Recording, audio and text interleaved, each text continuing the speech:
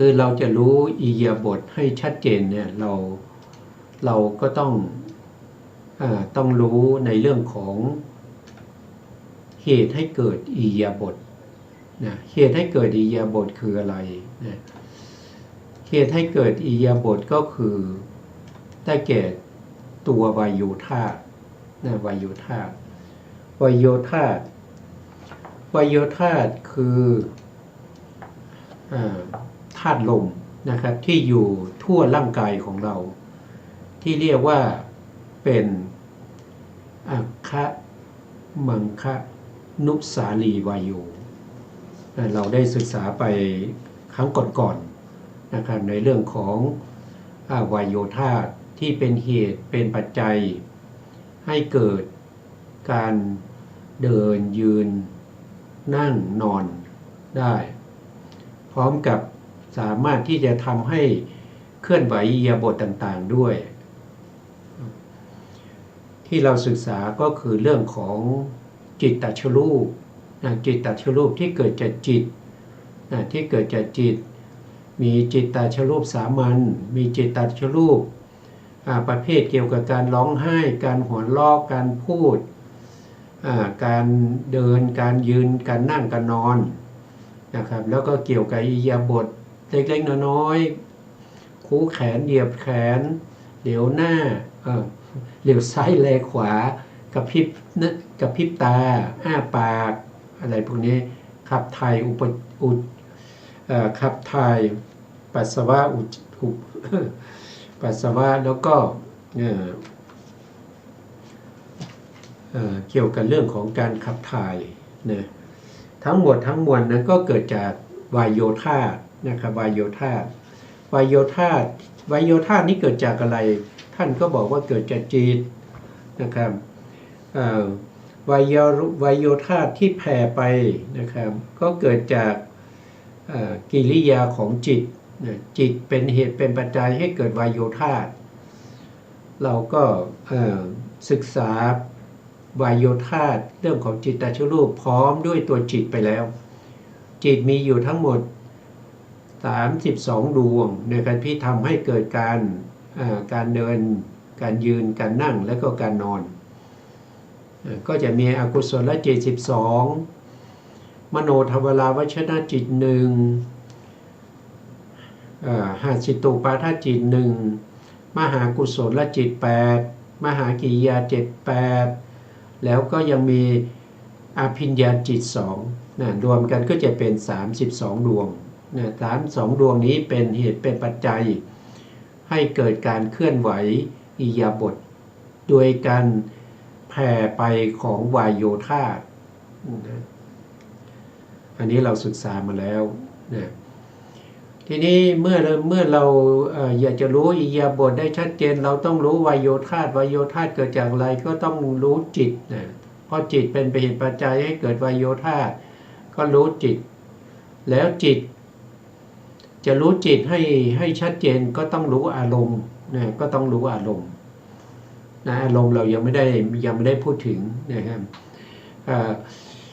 เราจะรู้อารมณ์ได้ยังไงเราก็ต้องรู้ปัจจัยของอารมณ์ด้วยนะปัจจัยของอารมณ์นะเราก็ศึกษาเรื่องของปัจจัยนะแล้วก็ปัจจัยนี้เป็นปัจจัยที่ทำให้เกิดจิตตชรูปด้วยนะก็สรุปแล้วปัจจัย24นะปัจจัย24หรือ47ที่เราจำแนกโดยความเป็นชาติก็ได้9ชาตินะแต่ชาติทั้ง9นั้นก็มีอยู่ชาติเดียวเท่านั้นที่ทำให้เกิดอิริยาบถได้นั่นก็คือสหชาตชาตินะเราก็ไปดูต่อนะสหชาตชาติก็จะแบ่งออกเป็นมีอยู่ทั้งหมด15ปัจจัยด้วยกันนะมีอยู่15ปัจจัยนะครับแล้วก็แบ่งออกเป็น3กลุ่มหนึ่งก็คือสหชาตชาติใหญ่สหชาตชาติใหญ่ก็จะมีสหชาตชาติก็สหชาตปัจจัยนี่มาจากปัจจัยที่6นะแล้วก็2ก็คือสหชาตานิสยปัจจัยอันนี้มาจากปัจจัยที่8 3ก็คือสหชาตทีสหชาตทีนี่อยู่ปัจจัยที่20นะแล้วก็4ก็คือสหชาตาวิคตาปัจจัยนะนี่อยู่ในปัจจัยที่24 นี่เขาเรียกว่าเป็นสหชาตชาติใหญ่นะครับเวลาเราหาปัจจัยว่าเวลาเราเดินเนี่ยขณะที่เราเดินนะเกิดด้วยอำนาจปัจจัยอะไรนะครับก็จะได้สหชาตชาติใหญ่ทั้ง4ปัจจัยที่เราเดินไปได้นะครับก็เพราะว่าสหชาตปัจจัยสหชาตานิสยปัจจัยสหชาตทีปัจจัยสหชาตาวิคตปัจจัยนะเราศึกษาแล้วว่าปัจจัยกับปัจจัยบันเกิดพร้อมกันนะสหชาตปัจจัยก็คือปัจจัยกับปัจจัยบันนี้ต้องเกิดพร้อมกันแต่ในที่นี้ตัวที่เป็นปัจจัยนั้นก็คือได้แก่ตัวจิตนะครับตัวจิตนี้เป็นปัจจัยแต่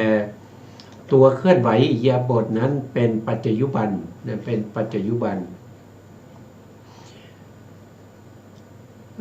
ก็คือตัวจิตกับจิตตชรูปเขาเกิดพร้อมกันนะเกิดพร้อมกันที่อุปาทขณะของ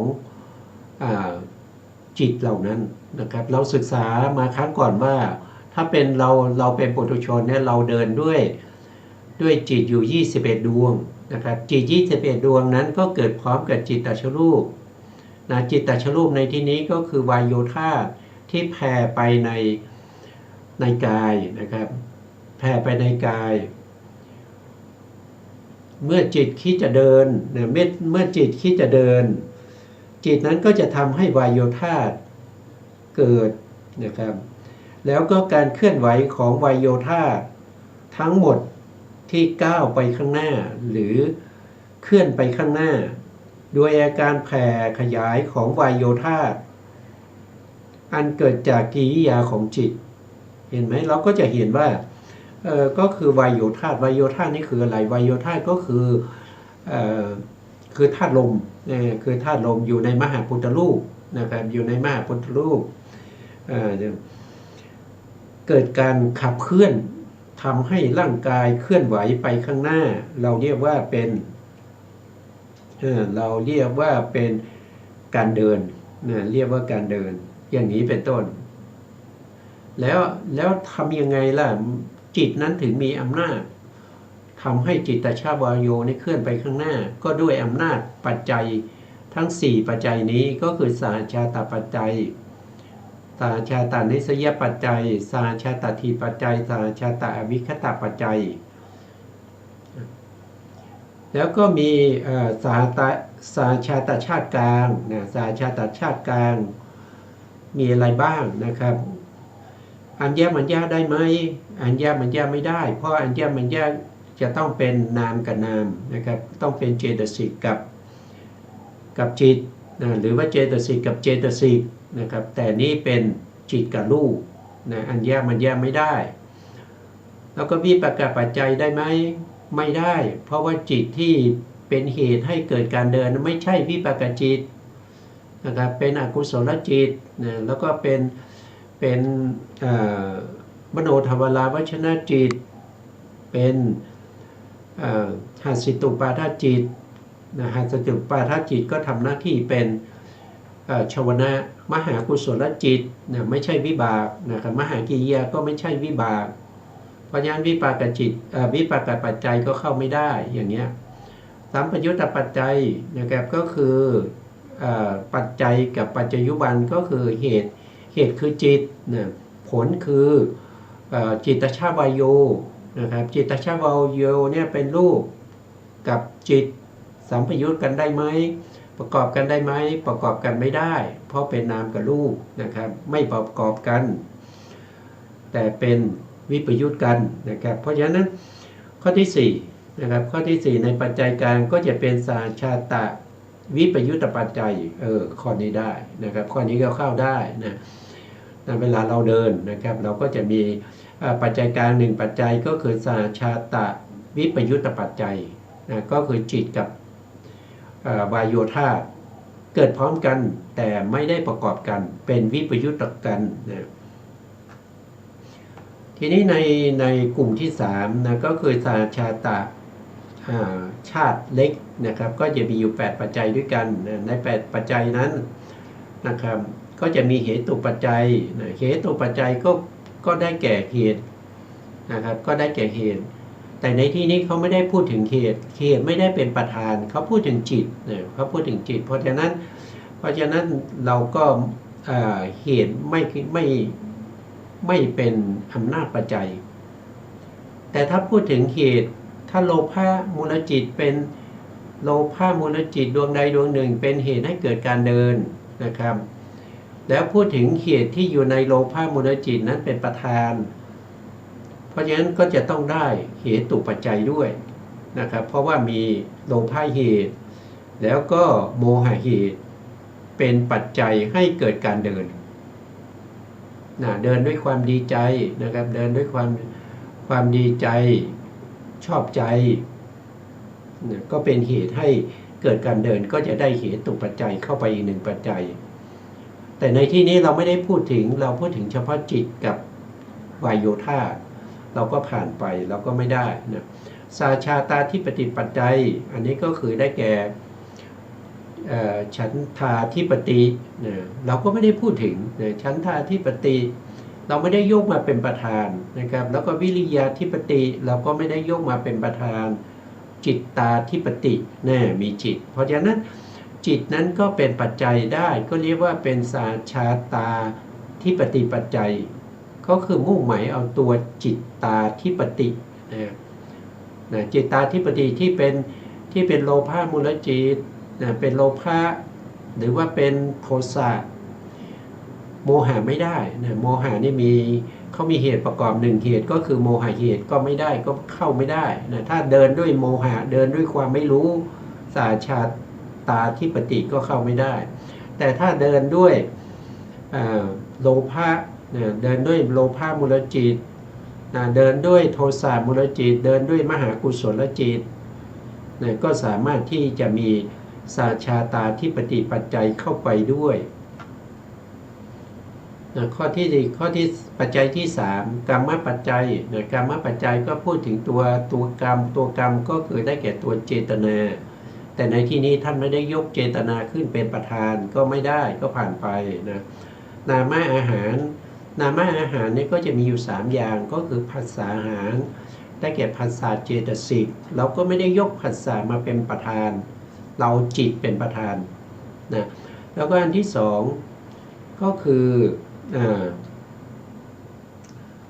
มโนสัญเจตนาอาหารมโนสัญเจตนาอาหารก็คือได้แก่ตัวเจตนาเราก็ไม่ได้ยกเอาเจตนามาเป็นประธานใช่ไหมครับอันนี้ก็ไม่ได้นะอันที่3อาหารที่3นั้น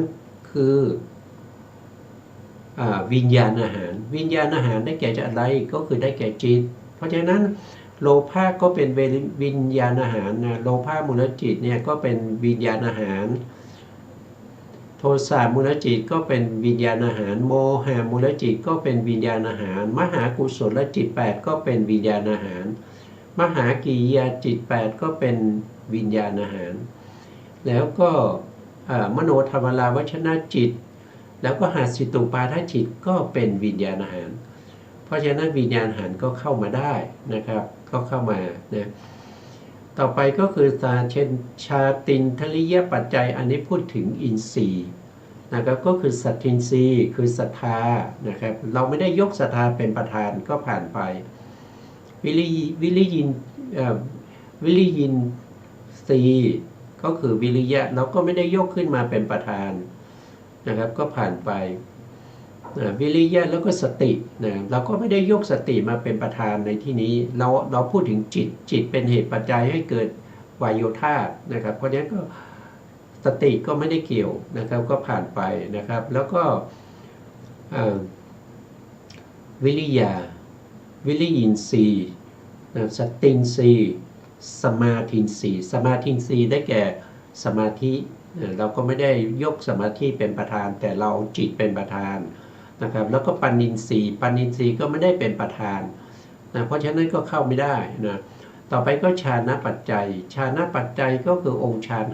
5มีวิตกมีวิจารมีปิติมีสุขมีเอกคตาเราไม่ได้ยกองค์ฌานองค์ใดองค์หนึ่งเป็นประธานแต่เราเอาจิตเป็นประธานเพราะฉะนั้นนี่ก็เข้าไม่ได้นะครับแล้วก็มรรคปัจจัยมรรค9นะครับมรรค9ก็จะมีมิจฉามรรค หนึ่งก็คือทิฏฐินะทิฏฐิเจตสิกเนี่ยเราก็ไม่ได้เอามาเป็นประธานเราก็ทิฏฐิเจตสิกก็ไม่สามารถที่จะมาเป็นมรรคนี้ได้นะครับต่อจากนั้นเราก็เอาสัมมาทิฏฐิก็คือตัวปัญญา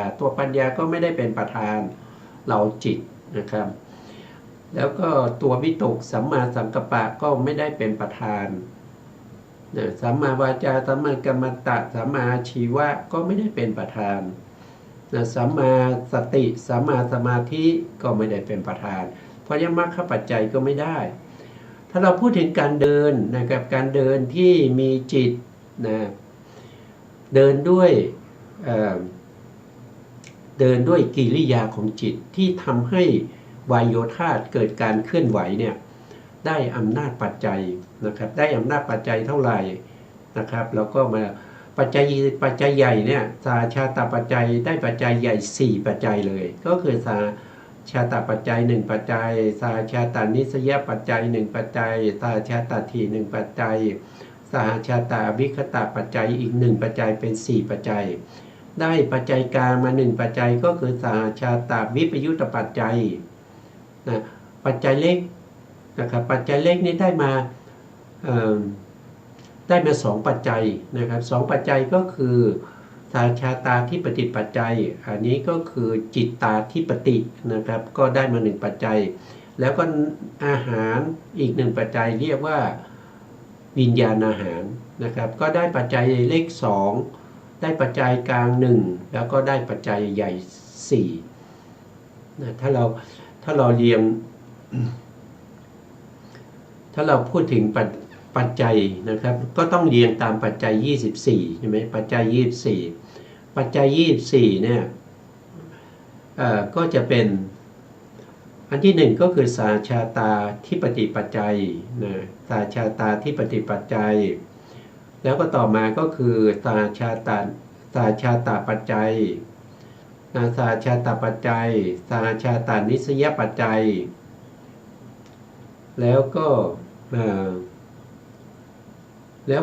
นามะอาหารละปัจจัยนามะอาหารละปัจจัย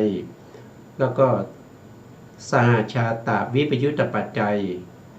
สาชาตาทีปัจจัยสาชาตาวิคตปัจจัยก็ได้มาทั้งหมด7ปัจจัยนะครับในการเดินนะครับในการเดินเราก็ได้ปัจจัยมา7ปัจจัยว่าอำนาจปัจจัย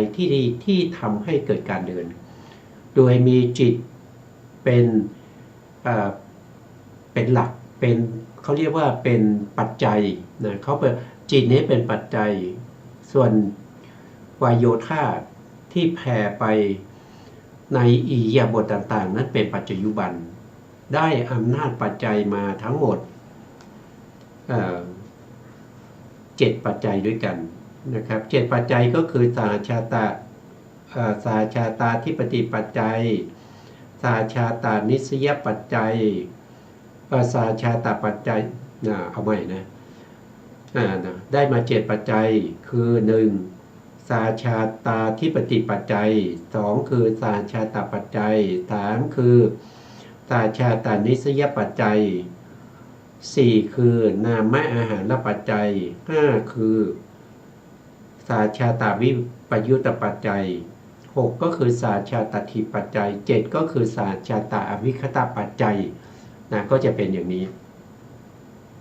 ก็อย่างนี้ก็ถือว่าเรารู้ชัดอะไรรู้ชัดในอิริยาบถนะครับอาการของอิริยาบถรู้ชัดในอาการของอิริยาบถแล้วก็ยังรู้ปัจจัยนะครับอำนาจของปัจจัยที่ทำให้เกิดการเดินได้เกิดการยืนได้นะครับเกิดการนั่งได้เกิดการนอนได้อันนี้ก็เรียกว่าเป็นปัจจัยต่อไปเราก็จะไปดูในส่วนที่เป็นอารมณ์นะครับในส่วนที่เป็นอารมณ์เราก็ไปดูในส่วนที่เป็นอารมณ์นะครับเขาเรื่องของอารมณ์เนี่ยโดยย่อๆนะครับท่านก็จะพูดถึงอารมณ์6นะครับอารมณ์6อย่างนะครับ อารมณ์6อย่างก็จะมีรูปารมณ์นะครับรูปารมณ์ก็คือได้แก่สีต่างๆนะการที่เราเห็นนะครับการที่เราเห็นเนี่ยไม่ใช่ประสาทตาเป็นผู้เห็นแต่การที่เราเห็นนั้นเกิดจากจิตนะครับจิตที่เป็นจักขูวิญญาณนั้นอาศัยจักขูประสาทแล้วก็ไปเห็นรูปารมณ์ก็คือไปเห็นสีนะทีนี้บางท่านอาจจะสงสัยว่าจักขูวิญญาณเนี่ยมันไม่ได้ทำให้เกิดจิตตชรูปนะครับตามที่เราศึกษามาไม่ทำให้เกิดจิตตชรูปเลยนะครับแล้วมันจะเป็นมันจะทำให้จิตเคลื่อนไหวไปทำให้วายโยธาเคลื่อนไหวได้อย่างไรก็บอกว่านะครับเวลาที่เราเห็นนะตัวที่เห็นจริงๆคือจักขูวิญญาณจักขูวิญญาณนี้ไม่เป็นเหตุเป็นปัจจัยให้เกิดจิตตชรูปก็จริงนะครับแต่ในวิถีของการเห็นนั้นหลังจากที่จักขูวิญญาณเห็นสีแล้วก็ดับไปก็จะมีสัมปติฉันนะเกิดขึ้นนะสัมปติฉันนะที่เกิดขึ้นนะก็ไม่เป็นเหตุเป็นปัจจัยนะครับเพราะว่าตัวที่เป็นเหตุเป็นปัจจัยให้เกิดการยืนการเดินการนั่งการนอนนั้นจะต้องเป็นชวนาจิตนะครับหรือว่ามโนทวาราวชนะจิตนะเพราะฉะนั้นไม่เป็นเหตุเป็นปัจจัยให้เกิดการเดินนะแต่เขาเป็นเหตุเป็นปัจจัยให้เกิดจิตตชรูปสามัญได้เช่นการหายใจแต่ในที่นี้เราไม่ได้พูดถึงเราพูดถึงอิริยาบถเพราะฉะนั้นเราก็ผ่านไปสัมปติฉันนะสันติรณะก็ผ่านไปแล้วก็ไปมโนทวาราวชนะมโนทวาราวชนะที่อยู่ในวิถีที่เป็นจักขูทวารวิถีก็เป็นเหตุเป็นปัจจัยให้เกิดจิตตชรูปได้นะก็เป็นเหตุเป็นปัจจัยให้เกิดจิตตชรูปได้แต่เกิดขึ้นมาใหม่เนี่ยก็ไม่มีกำลังนะครับไม่มีกำลังนะต่อมาก็จะเป็นชวนาจิตนะชวนาจิตก็จะเกิดดับอย่างนี้ไปถึง7ดวงด้วยกันนะครับ7ดวงนี้ก็เป็นเหตุเป็นปัจจัยให้เกิดจิตตชรูปได้เกิดการเคลื่อนไหวได้แต่ในปัญจทวารวิถีเนี่ยท่านบอกว่ามีกำลังน้อยนะมีกำลังน้อยเพราะฉะนั้นการที่เราจะยกเท้าเดินไปได้เนี่ยมันก็จะมีปัญหาว่ามีกำลังน้อยไม่สามารถที่จะมีกำลังทำให้เกิดการยกเท้าแล้วก็ก้าวย่างไปนะครับการเดินจึงเกิดขึ้นได้แต่วิถีทางปัญจทวารวิถีเขาไม่ได้อยู่เฉพาะอยู่ที่ปัญจทวารวิถีเมื่อปัญจทวารวิถีเกิดขึ้นแล้วก็ดับไปแล้วลงสู่ภวังค์แล้วจะเกิดมโนทวารวิถีขึ้นมาเองที่เรียกว่าเป็นอาติตะภวังค์โทษทีที่เรียกว่าอาติตะขหานาวิถีนะอาติตะขหานาวิถีก็จะเกิดขึ้นทางมโนทวารจากนั้นอาติตะขหานาวิถีหมดไปแล้วลงสู่ภวังค์แล้วก็จะเกิดวิถีใหม่ขึ้นเขาเรียกว่าเป็นสมุหะขณาวิถีอันนี้ก็เกิดทางมโนทวารแล้วต่อจากนั้นก็ไปเกิดวิถีที่ทางมโนทวารเหมือนกันเรียกว่าเป็นนามขณาวิถีแล้วนามขณาวิถีหมดไปก็จะมีวิถีใหม่เกิดขึ้นนั่นเรียกว่าเป็นอัฏฐขณาวิถีเพราะฉะนั้นทางมโนทวารวิถีก็จะมีถึง4วิถีด้วยกันนะครับเมื่อมี4วิถีก็เป็นเหตุแต่ละวิถีก็มีชาวนะอยู่7ดวงนะครับแต่ละวิถีมีชาวนะอยู่7ดวงเพราะฉะนั้นในการเห็นครั้งหนึ่งเนี่ยก็จะมีวิถีเกิดขึ้น5วิถีนะทางปัญจทวารวิถีก็คือจักขุทวารวิถีเมื่อจักขุทวารวิถีดับไปแล้วก็จะเป็นมโนทวารวิถีเกิดขึ้นเรียกว่าเป็นอาติตะขหาวิถีแล้วก็สมุหะขหาวิถีแล้วนามขหาวิถีแล้วก็อัฏฐขหาวิถีนะครับแล้วก็ชาวนะที่เกิดขึ้นแต่ละวิถีเนี่ยมีอยู่7ดวงใน7ดวงนั้น5วิถีนะครับก็มีเท่าไหร่นะครับรวมไปนะครับรวมไปชาวนะที่เกิดขึ้นนะครับ 7เท่าไหร่5 6 6 6 5วิถีนะครับ5วิถี5 7 3 5เพราะฉะนั้นชาวนาก็จะมีอยู่ทั้งหมด35ดวงที่เกิดในการเห็นแต่ละครั้งในการเห็นครั้งหนึ่งก็เกิด35ดวงนะครับในการได้ยินก็35ดวงนะครับแต่เขาไม่ได้การที่จะรู้เรื่องว่าเขาพูดอะไรเนี่ยวิถีเกิดขึ้นมากมายนะครับมีเป็นล้านวิถีเพราะว่าจิตเกิดดับรวดเร็วลัดนิ้วมือหนึ่งเกิดดับไปแสนโกฏนะครับ1วินาทีเกิดดับไปถึง400,000 โกฏดวงด้วยกันนะครับไม่ก็ไปคิดเอาว่าจิตที่เกิดดับที่เป็นชาวนาที่ทำให้เกิดการเดินแล้วก็เกิดการยืนการนั่งอะไรพวกนี้จะมีจิตที่เป็นชาวนาจิตที่เกิดทางมโนทวารเนี่ยมีมากมายเท่าไหร่นั่นเกิดจากการเห็น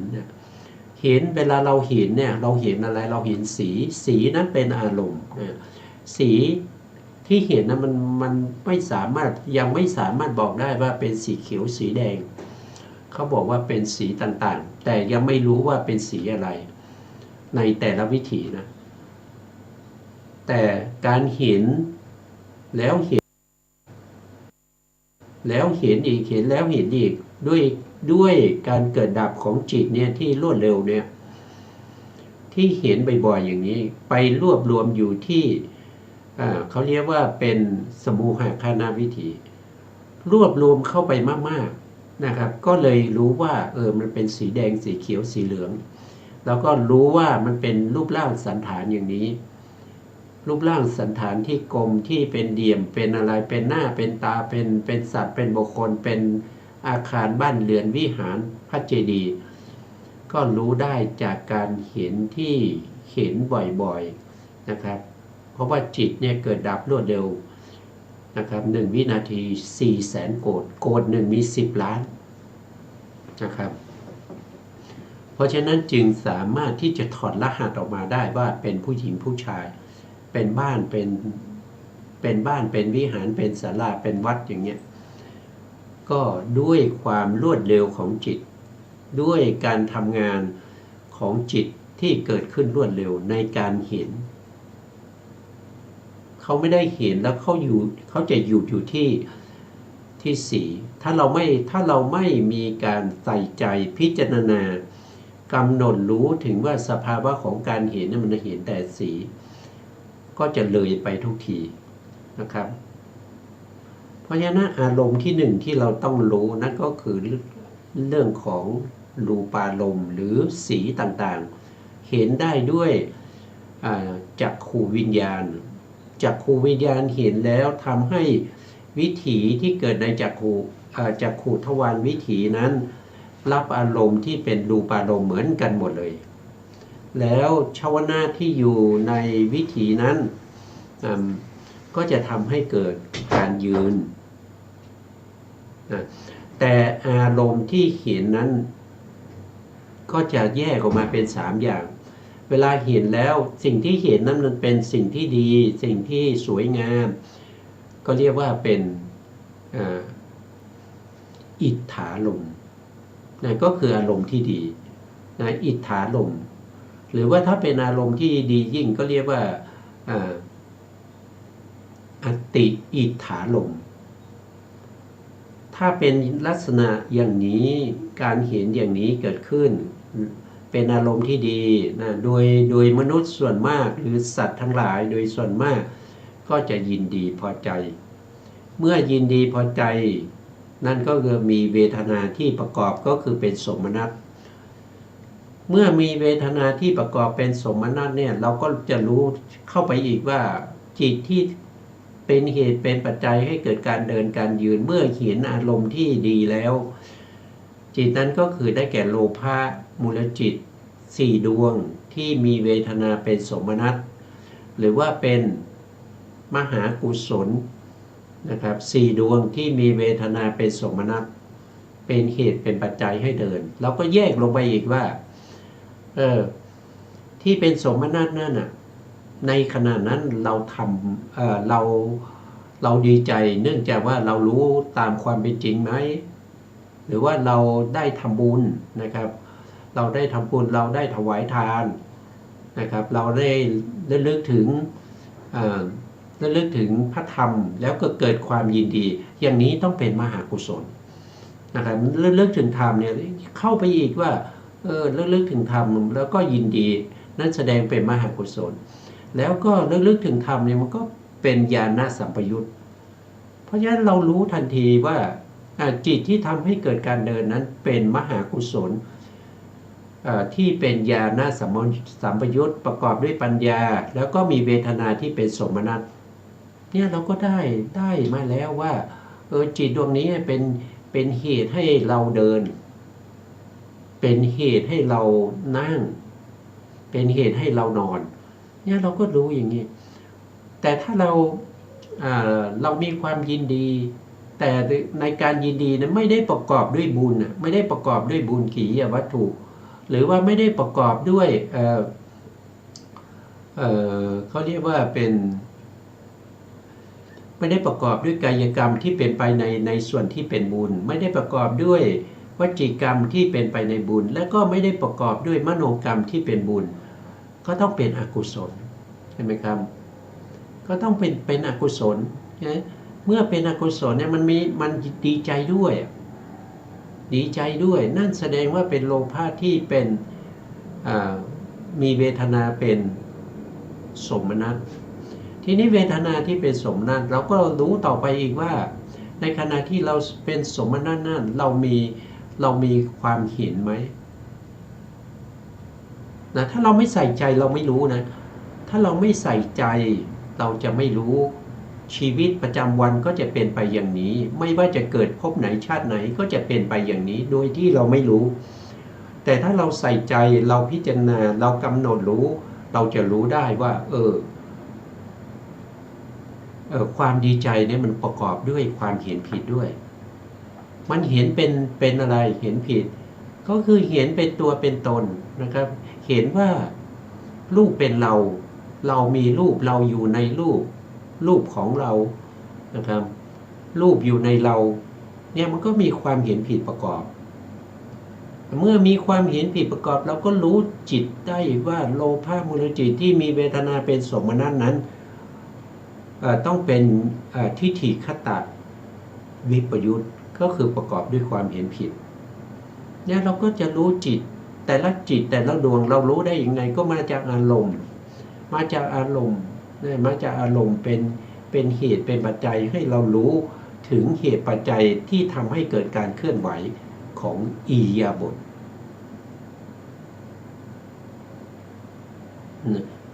อารมณ์ที่สองท่านก็เรียกว่าเป็นสัทธารมณ์สัทธารมณ์ก็คือเสียงนะครับก็คือเสียงต่างๆเมื่อได้ยินแล้วนะครับก็รู้สึกยินดีหรือเสียใจหรือว่าเฉยๆในขณะนั้นก็จะมีอิริยาบถว่าเรายืนอยู่เราเดินไปเรานั่งหรือว่าเรานอนก็สามารถที่จะพิจารณาสามารถที่จะกำหนดรู้ได้ว่าอิริยาบถเหล่านั้นน่ะ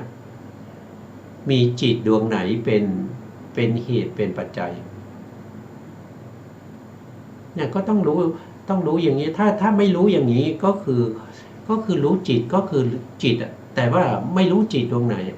อย่างนี้เขาเรียกว่าคือรู้ธรรมดานะครับรู้ธรรมดาแต่ยังดีกว่าการรู้ของสุนัขบ้านสุนัขป่าสุนัขจิ้งจอกนะก็ยังดีกว่าเพราะเรารู้ว่ามันเป็นจิตแต่มันไม่ได้บริสุทธิ์ไม่ได้แบบประเสริฐเท่าไหร่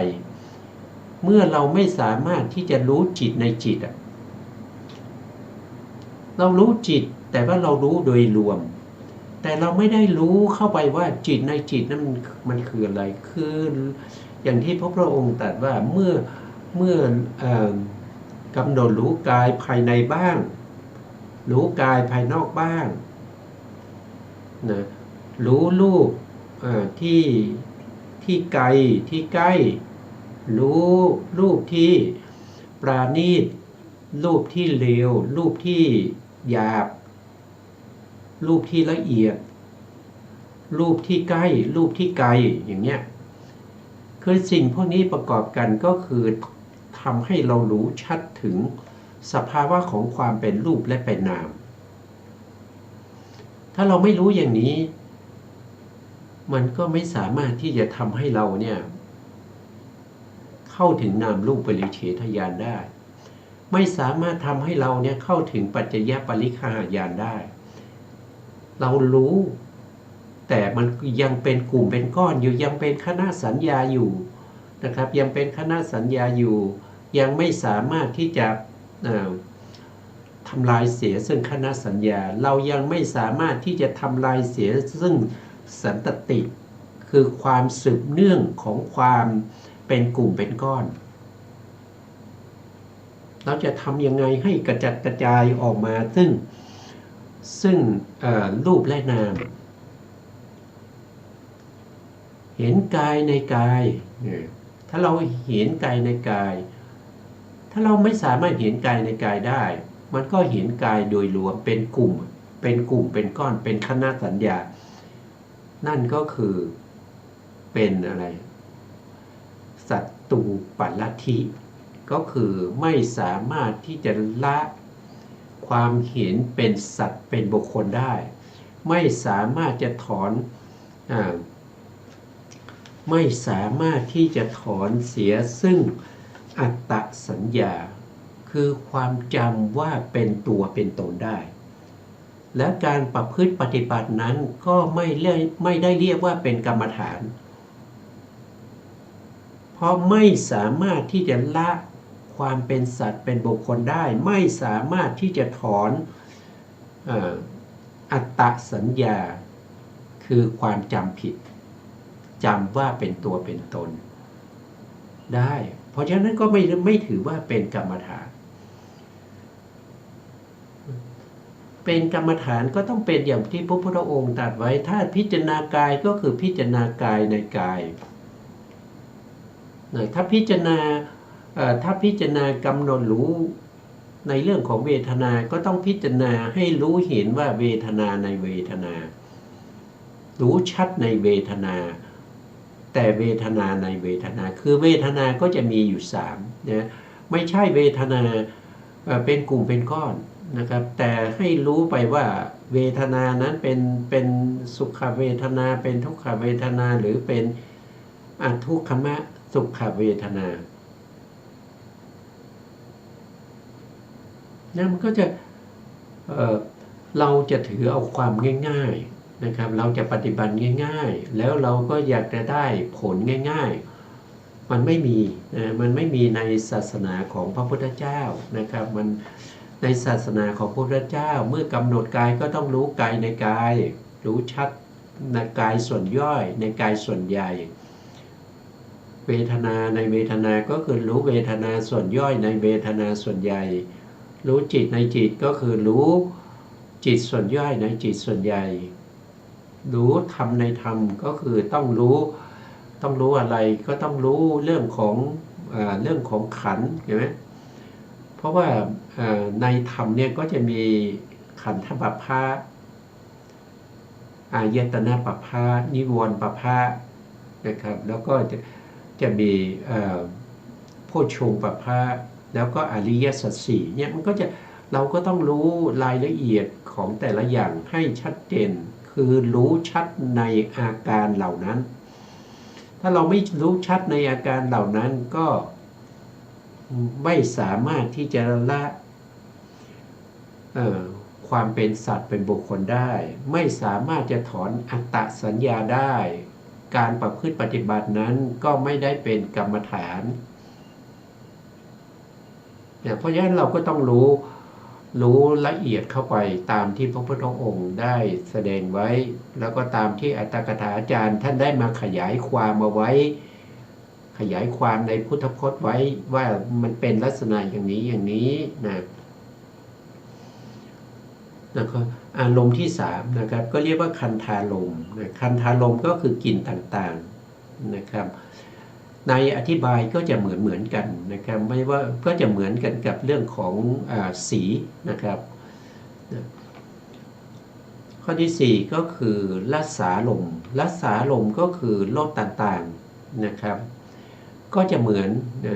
คำอธิบายก็จะเหมือนกับเรื่องของสีต่างๆหรือรูปารมณ์ก็จะเหมือนกันนะ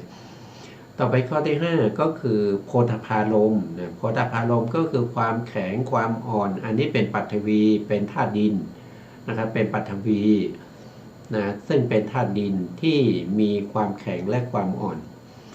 ถ้าแข็งน้อยๆก็อ่อนถ้าแข็งน้อยไปเรื่อยๆก็สามารถที่จะไหลไปได้นะครับก็จะสามารถที่จะไหลนะครับอย่างเช่นที่เราเห็นน้ำไหลนะครับก็คืออะไรไหลก็คือมหาพุทธรูปทั้ง4มันไหลนะครับไม่ใช่วายโยนะวายโยเนี่ยโทษทีไม่ใช่อาโปนะครับอาโปนี่ต้องรู้ทางใจนะครับการที่เราเห็นเนี่ยเราเห็นอะไรเห็นสีเห็นน้ำไหลเนี่ยเราเห็นสีนะไม่ได้เห็นน้ำไหลนะเห็นสีนะเห็นสีที่มันเคลื่อนไปนะการที่เรามือเข้าไปลงไปในน้ำนะครับเรารู้สึกถึงความเย็นอันนั้นมันเป็นธาตุไฟนะครับมันร้อนน้อยมันถึงเย็นนะครับนั่นก็เป็นเตโชธาตุนะครับก็รู้ทางกายก็เป็นโพธพารมณ์เรียกว่าเตโชโพธพารมณ์แล้วก็ถ้าเรารู้สึกถึงความตึงนะครับความตึงความหย่อนนะครับในกายเราเนี่ยมันมีเยอะเลยนะครับเวลาที่เราเก่งเนี่ยเรารู้สึกถึงความตึงเนี่ยอันนี้เกิดจากอะไรก็คือวายโยธานั่นแหละนะครับที่แผ่ซ่านไปนะที่แผ่ไปตามส่วนต่างๆของร่างกายมันก็จะมีตึงมีหย่อนนะครับถ้าไม่มีตึงไม่มีหย่อนนี่ก็เคลื่อนไหวไม่ได้ตั้งอยู่ไม่ได้นะครับยืนไม่ได้มันจะล้มนะครับด้วยความตึงความหย่อนที่เกิดจากธาตุลมแล้วก็มีมหาพุทธรูปเนี่ยเป็นหลักในการยืนจึงทำให้อิริยาบถการยืนมีขึ้นได้การเดินก็เช่นเดียวกันนะครับถ้าไม่มีหย่อนไม่มีตึงนะมันก็เดินไม่ได้นะมันแข็งยังท่อนไม้เนี่ยมันจะเดินได้ยังไงมันเดินไม่ได้เพราะมันไม่มีวายโยธาไม่มีหย่อนไม่มีตึงนะที่มันเปลี่ยนแปลงสลับไปด้วยจิตตชวายโยที่แผ่ไปนะครับที่แผ่ไปทำให้เกิดการไหวแล้วเกิดการเคลื่อนของกายทั้งหมดไปข้างหน้านะอันนั้นเราเรียกว่าเป็นการเดินอันนี้นะเกิดจากกิริยาของจิตนะที่ทำให้เกิดวายโยแผ่ไปในส่วนต่างๆของร่างกาย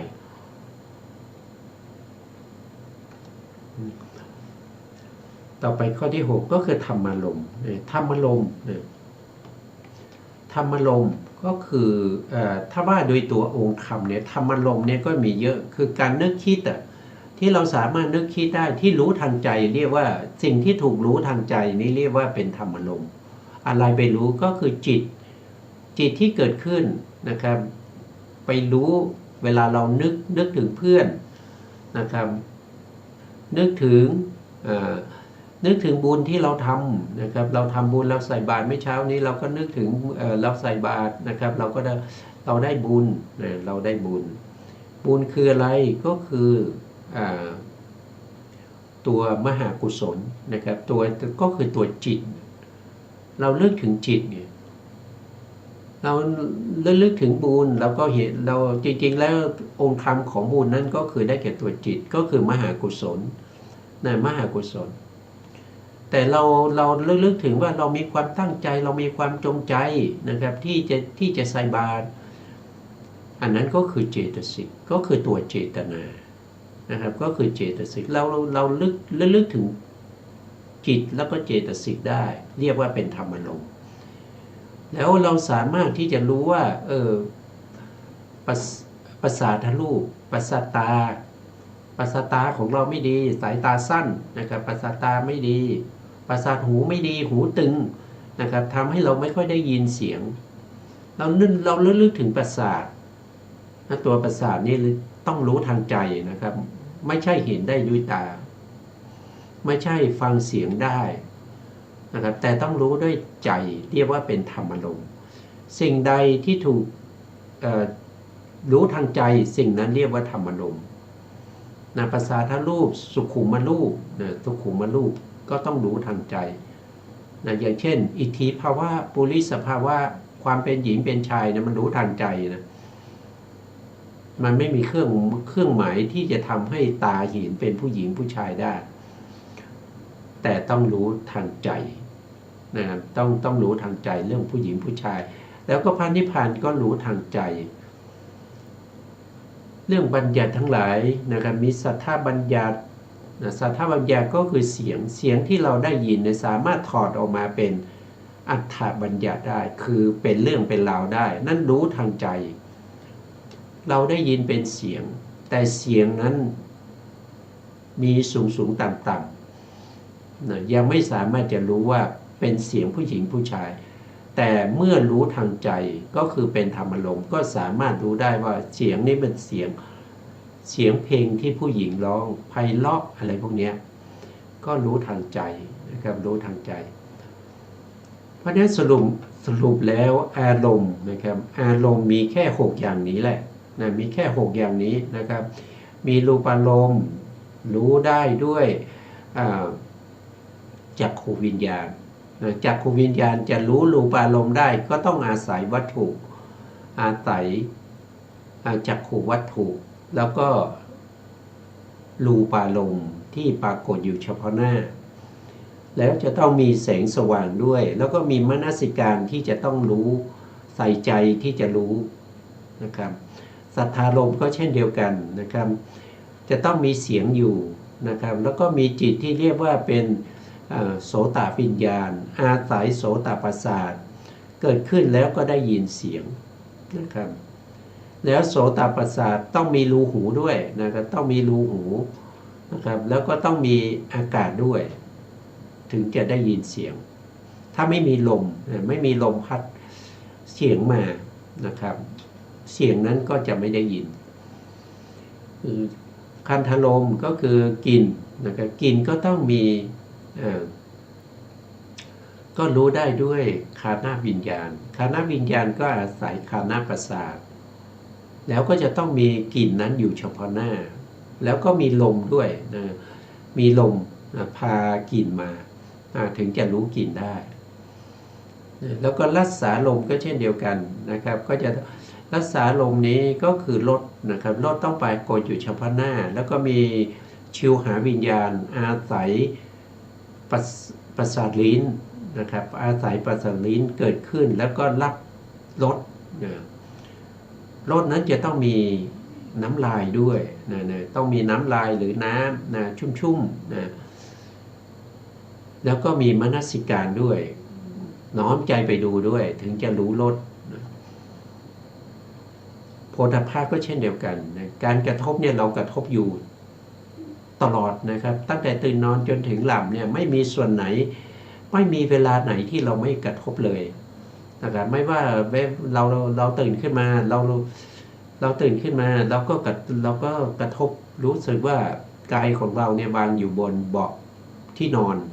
นะครับหรือลุกขึ้นแล้วก็รู้สึกถึงการกระทบของสะโพกกับที่นอนเวลายืนฝ่าเท้าก็แตะอยู่กับพื้นนะไม่มีเวลาไหนที่ไม่มีโผฏฐัพพารมณ์นะเพียงแต่เราจะใส่ใจไหมเราจะมีมนสิการหรือเปล่าเราจะมนสิการไปถึงการกระทบนั้นว่ามันแข็งมันอ่อนมันเย็นมันร้อนหรือมันหย่อนมันตึงไหมถ้าเราไม่ใส่ใจไม่พิจารณาก็ไม่ใช่เป็นกรรมฐานนะไม่ใช่กรรมฐานก็ผ่านไปมีก็มีไป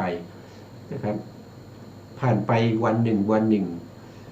จากวันก็เป็นสัปดาห์จากสัปดาห์ก็เป็นเดือนเป็นปีไปมันก็หมดไปเป็นปีเป็นเดือนแต่สุดท้ายก็แก่ชรา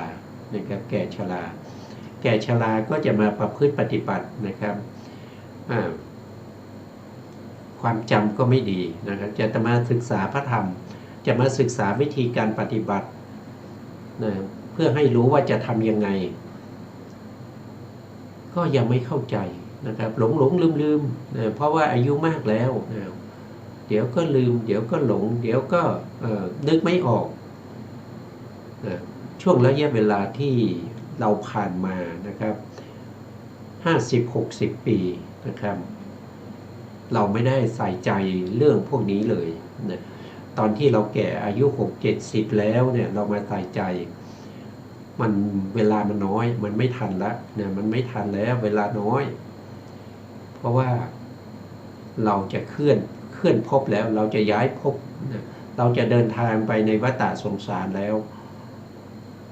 เสบียงเรายังก็ไม่มีนะครับ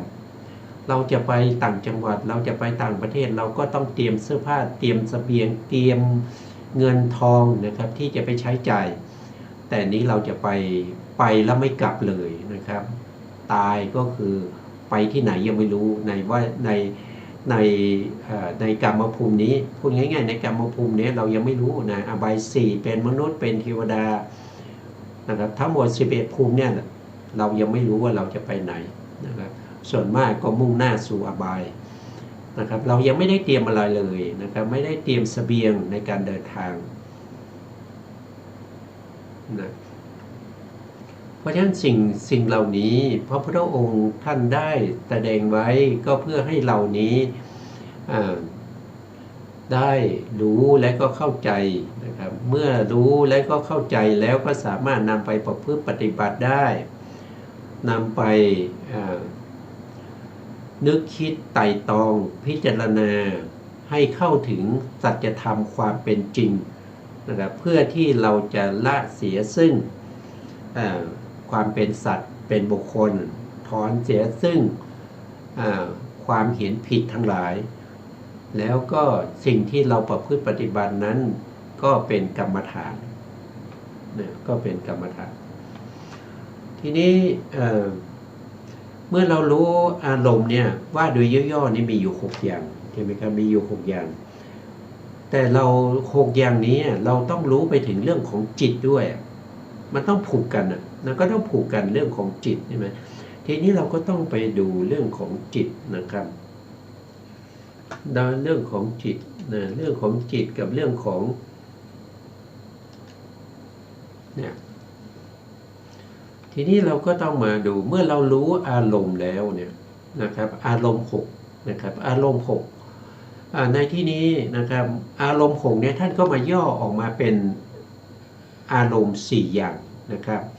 ก็คือได้แก่อารมณ์6ที่เป็นกรรมธรรมนะอารมณ์6ที่เป็นกรรมธรรมอารมณ์6ที่เป็นกรรมธรรมนั่นก็คือหมายถึงว่าอารมณ์ที่เป็นไปในกามนะครับอารมณ์ที่เป็นไปในกามนะครับตรงนี้อารมณ์อะไรที่เป็นไปในกามนะครับอารมณ์ที่เป็นไปในกามก็คือได้แก่กามจิตนะครับได้แก่กามจิตมีเท่าไหร่กามจิตมีอยู่54มีอยู่54อันนี้รู้ทางใจนะกามจิตเหล่านี้รู้ทางใจนะครับก็เป็นธรรมารมณ์เป็นธรรมารมณ์แต่เป็นกามธรรมเพราะจิตเหล่านี้เกิดในกามภูมิเป็นส่วนมากนะเกิดในภพภูมิ11ภูมิเป็นส่วนมากก็คืออบาย4มนุษย์1เทวดาอีก6นะนอกจากนั้นเจตสิกนะเจตสิกอีก52นะครับที่เกิดร่วมกับจิต54ดวงนี้เกิดร่วมกันกับ54ดวงนี้ก็เรียกว่าเป็นกรรมธรรมนะครับแล้วก็ยังมีรูปอีกนะครับรูปอีก28นี้ก็เป็นกรรมธรรม